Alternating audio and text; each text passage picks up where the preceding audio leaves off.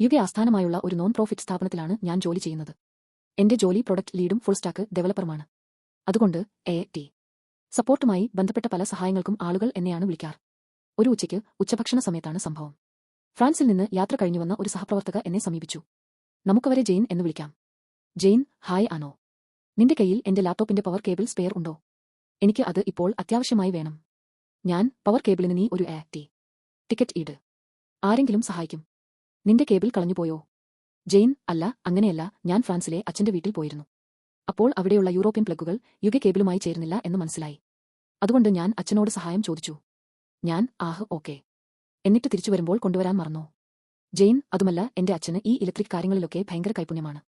അതുകൊണ്ട് അദ്ദേഹം എന്റെ ലാപ്ടോപ്പ് പവർ കേബിളിൽ നിന്ന് യുകെ ഹെഡ് മുറിച്ചുമാറ്റി പകരം യൂറോപ്യൻ ഹെഡ് വെച്ച് കൊടുത്തു. പക്ഷേ ഞാൻ ഇപ്പോൾ യുകെയിൽ തിരികെ എത്തി. ഇത് എങ്ങനെ തിരിച്ച് യുകെ ഹെഡ് ആക്കും എന്ന് എനിക്കറിയില്ല.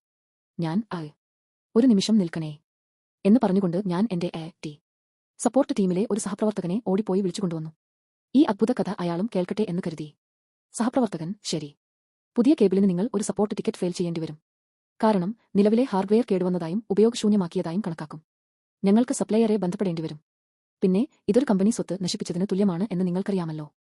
ഒരു ട്രാവൽ അഡാപ്റ്റർ വാങ്ങിയിരുന്നെങ്കിൽ ഈ പ്രശ്നം ഉണ്ടാകുമായിരുന്നില്ലല്ലോ.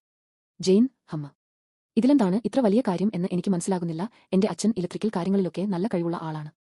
എന്തായാലും കേബിളിന് ഞാൻ ടിക്കറ്റ് ഇടാം. നന്ദി. ഇതുവരെ താൻ ചെയ്തതിൽ ഒരു തെറ്റുമില്ലെന്നാണ് ജെയിൻ കരുതുന്നത്. ഞങ്ങൾ കാര്യങ്ങൾ കുഴപ്പത്തിലാക്കുകയാണ് എന്നും അവർക്ക് തോന്നുന്നു. അവർക്ക് എന്നെ ഇപ്പോഴും വെറുപ്പാണോ എന്ന് പോലും എനിക്ക് സംശയമുണ്ട്. റെഡിറ്റിലെ രസകരമായ കഥകൾ ഇനി മലയാളത്തിൽ. ചിരിപ്പിക്കുന്നതും ചിന്തിപ്പിക്കുന്നതുമായ എല്ലാ കഥകളും ഈ ചാനലിൽ നിങ്ങൾക്ക് കാണാം. ഉടൻ സബ്സ്ക്രൈബ് ചെയ്യൂ.